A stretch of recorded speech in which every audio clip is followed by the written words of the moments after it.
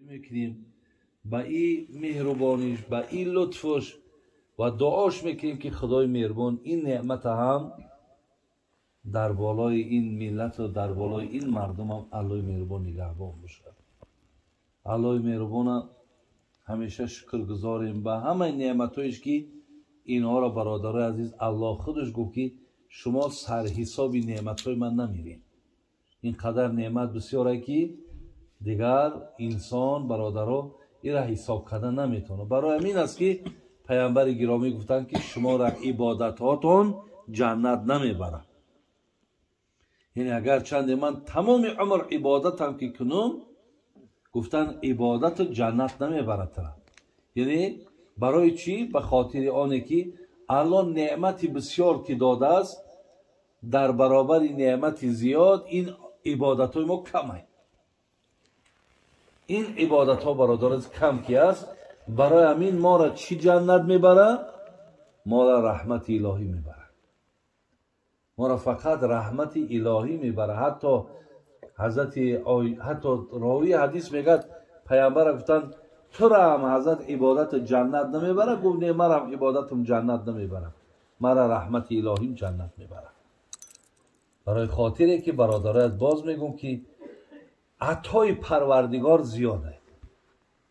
یک آدم تصور کنی که تو 100 سوم در او کار کرده، ترا مقصد 10,000 سوم میته. آیا حیرت نمیمانی که آخی کاری ما در کجای مبلغی تو در کجا؟ عیناً همینه برادرها، این قدر نعمت زیاد داده است و یکی عبادت ما در برابر یک نعمت عادی ترین نعمتش ایستاده نمیتونه. برادرای عزیز و گرامی، این محفلی که ما شرکت داریم این تویه. برادر ما توی دارن و الله مهربان دعا میکنیم که خداوند همیشه در این خاندان ها خوشی باشه، خرسندی ها باشه. و برادرای عزیز، در که گوییم خیلی یکی از علمای بسیار برجسته، صاحب فتح الباری، یعنی صاحب شرح صحیح بخاری،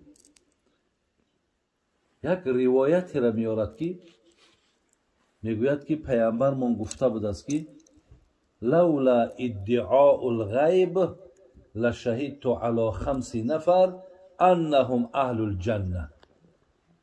حضرت گفته است که اگر من غیب میدونستم، یعنی علم غیب پیش من اگر میشد، من این 5 نفری که اولی در جنت نارفته، پیش از رفتنشون اینها را علکه میگفتم که اینا اهل جنت هست. اگر به شرط غیب میدونستم. ما هم میدونیم برادرها که علم غیب این فقط نزد الله هست. غیب الله میدونه، و جز الله هیچ کس غیب نمیدونه. از این لحاظ حضرت گفت که این 5 کس بسیار آدمای با سعادت هست. این قدری که از همین علم غیب آگاهی نداشتم و ایلا همش بشارت بدون که اینا جنت میروند. یکم از این 5 آدمی با سعادت، یکمش کیه؟ یکمش الفقیر صاحب العیال. ببینید، یکمش برادر عزیز کمبغلی که خانه کشده، فرزندکاش، عیالش بگیم فرزنداش زیاده، ولی این چنان کمبغلی هست که همون ناداریش از الله میبینه. ببینید، همون دسترخوانش اگر نیم تیکنان هم که باشد، میگه الله مهربان در مقدرات من همین را کشیده است. یعنی فقیره که داراگی و ناداریش همش از الله میبینه.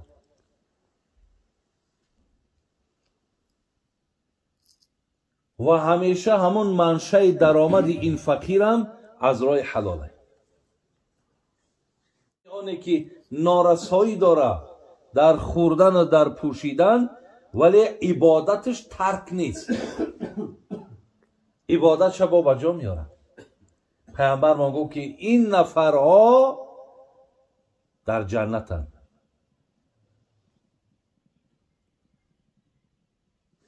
برای این پیامبر ما وقتی پرسیدن حضرت در جنت اکثر اهل جنت کیا را دیدی؟ گو الفقراء و المساکین، مسکین ها و فقیر ها را اکثر اهل جنت دیدم.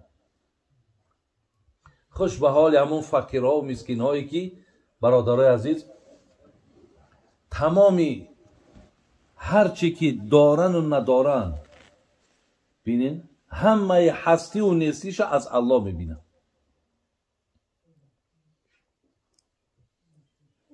دویم برادرای عزیز نفری را که پیامبر ما بشارتی به جنت دادن، گفتن المرأة راضی عنها زوجها. دویم زنی که شوهر از او راضی باشه. هر زنی که اگر شوهر از او راضی باشد، ببینید این زن هم در جنت های برادران. ما حتی حدیث های باز مشهور و معروف داریم که پیامبر گفتن ایما امرأة ماتت و زوجها عنها راضین دخلت الجنه. کدام زن ای دنیا میگذره، همین خیلی که مردک شخه حتما در ما مردم جنازه دا میپرسن ایمی زن راضی بدی یا نبدی. اگر مردک همونجا صدقاً بگه که خداوند رحمت و مغفرت چکنه که من ای زن راضیم، ای زن در جنته. خوش به حال هم مادرها و خواهرایی که در دنیا کوشش میکنن که مقصد چیکار کنن؟ مردکاشون از چون راضی کنن. البته من قبلا هم پیشکی گفتم که این کار البته زنی میکنه برادرها که در اندیشه آخرت هست. ایرا زنی میکند که وای ایمانی به زنده شدن در خانه قبر ایمان داره. این کار زنی میکند که میداند که خانه قبر عذاب راحت داره.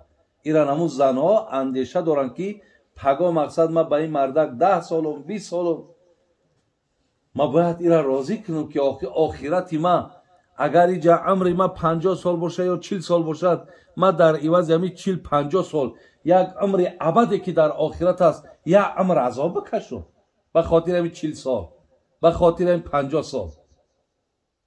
البته آدم ابله و آدمی که برای 40 سال و 50 سال همی حیات چیده عمرش بالکل مثال در آخرت در زیر عذاب بمونه.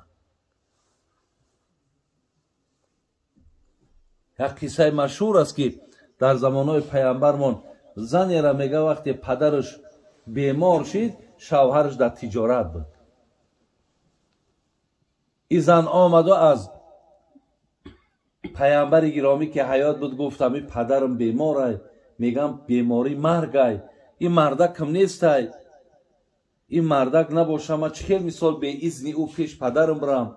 شما پیغمبر خدا هستین، اجازت میتی که برام پدرم خبر بگیرم. پیامبر گفتن که اطاعت همون شوهرت بهتر از این که روی پدرت عیادت کنی. مادامی گفته است نبرا، مادامی گفته است در خانه باش، در خانه باش. بعدی چند روز خبر آمد که پدرت گذشت. ها زنها را برادرای عزیز ایمانداریشون رو ببینید. آمد پیش پیامبر گرامی گفت حضرت پدرم گذشته، چلی کنم؟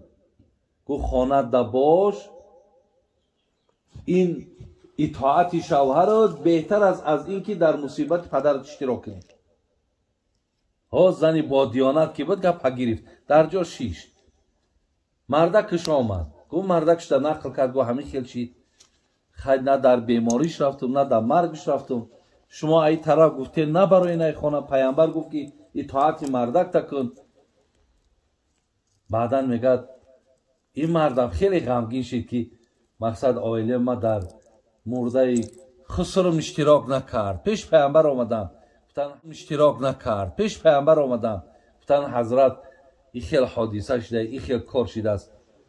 میگه پیامبر با نور نبوتش گفتن که همین پدری که از دنیا گذشت پدر همین زن بسیار آدمی گناهگار بود، بسیار آدمی گناهگار بود، لیکن با سبب آنه که همین زن ای شوهرش اطاعت کرد، خداوند با برکت همین گناه پدرش بخشید.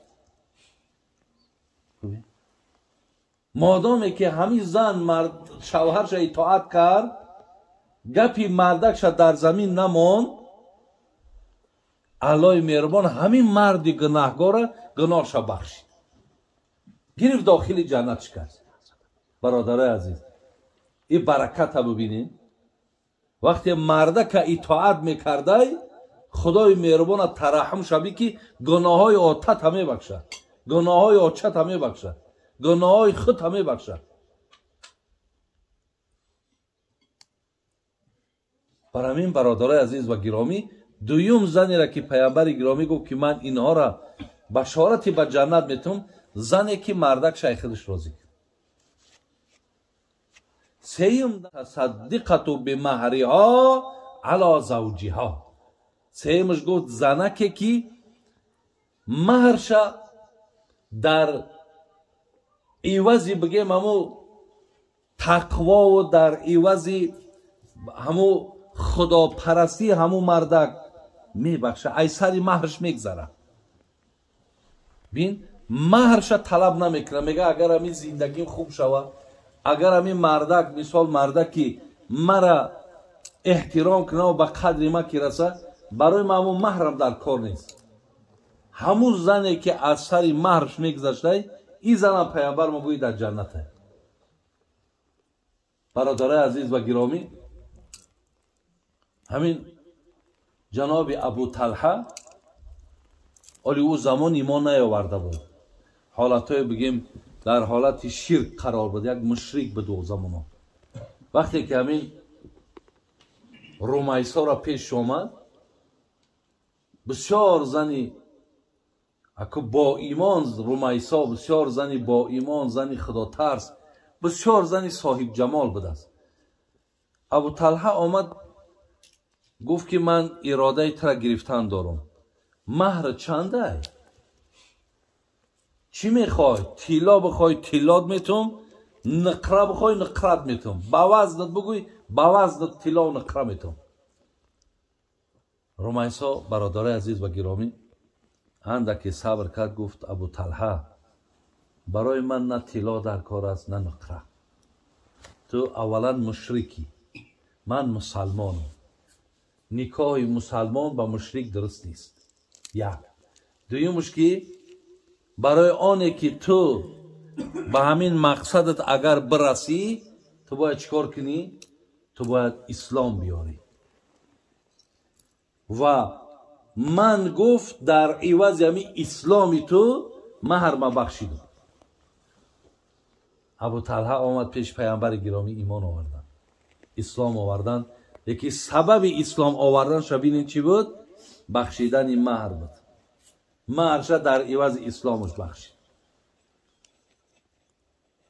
هر زنی که اگر جهتی توفیق مردک نگاه کنه، تقوای مردک نگاه کنه، اخلاق مردک نگاه کنه، ای سری مهرش بگذارد، انامین حدیث پیغمبر در داخله. پیغمبر گو ما یورا بشارتی به جنت میدیم. چهارم برادر عزیز نفر و راضی و عنه ابوا. چهارم نفری را که حضرت بشارتی به جنت داد کی بود است؟ نفری که پدر و مادر از او راضی باشه. کسی را پدر و مادرش بگه من از همین بچه‌م راضیم، از همین دخترم راضیم، همین بچه همین دختر الکی کلیدی در جنت گرفتن، کلید در دستشونه. بگم همون پروپوسک یا همون راخت نامش در دستشونه دیگه تمام. اگر پدر و مادر ای فرزندا از کدامش نباشد وقتی راضیگی شد. پنجم نفری که برادر عزیز پیامبر را بشارت به جنت داد، گفت التائب من الذنب، کسی که از گناهاش توبه کنه.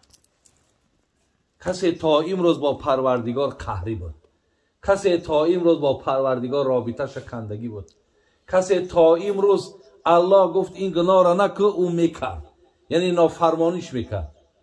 امروز که اگه الله مهربان بگیم رو به سوی الله آورد و از کردارش پشیمان شد و خسته شد و مانده شد و گفت ای الله مهربان، من مقصد همچون یک بنده به درگاهت قبول کن. من از زمره و از جمیع گناهایی که کردم از همش پشیمان هستم و به سوی تو توبه میکنم. پیامبر گرامی گفت انا همین نفر هم بشارت به جنت دادگیه. خدای مهربان هر کسی را اگر صدقاً به الله توبه کنه، اگر گناهش همی بین زمین و آسمان پر کند، خداوند به مغفرت هم را استقبال میگیره. اگر همی آدم صدقاً توبه کنه، اگر همی انسان رو به سوی الله بیاره. شاعر میگو باز آ هر آنچه هستی باز آ، گر کافر و گبر و بت پرستی باز آ، این درگاه ما درگاه ناامیدی نیست. 100 بار اگر توبه شکستی باز آ. بین الله مهربان یک درگاهی داره برادر عزیز که ما اگر یکی به شرط هر چیزی کردیم و امروز رو به او آوردیم، خدای مهربان ما را قبول میکنه. نمیگه که اکبرت در 30 درآمدی و در 40 درآمدی و در 50 درآمدی نو بیدار شدی برای رنگ درگور، نمیگه خیر. در هر ساعتی که میای در توبه من کشاده، در قبول من کشاده.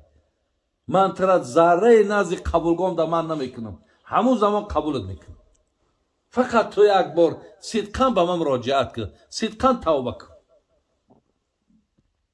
برای این برادر عزیز و گرامی، پنجم آدمی را که ببینید که اگر توبه به الله میکرده است، ایران خدای مهربان. پنجم آدمی را که ببینید که اگر توبه به الله میکرده است، ایران خدای مهربان میبخشیده. خدای مهربان بازم توی دادر ما بهرام جان مبارک کنه. خداوند زندگیش خوب کنه، زندگیش نیک کنه. ما را توفیق بده که ما از همین 5 نفری را که پیامبر نام گرفت، ای کاش یک نفر از همینا باشیم. ای کاش مقصد توفیق همین 5 نفر ما هم شما داشته باشیم. خداوند باز هم ایمانمون کامل، خاتممون بخیر. الله مهربان هر یک تمنیات و مقصود و مرامی که داریم با فضل کرمش حاصل گرداند. آمین یا رب العالمین.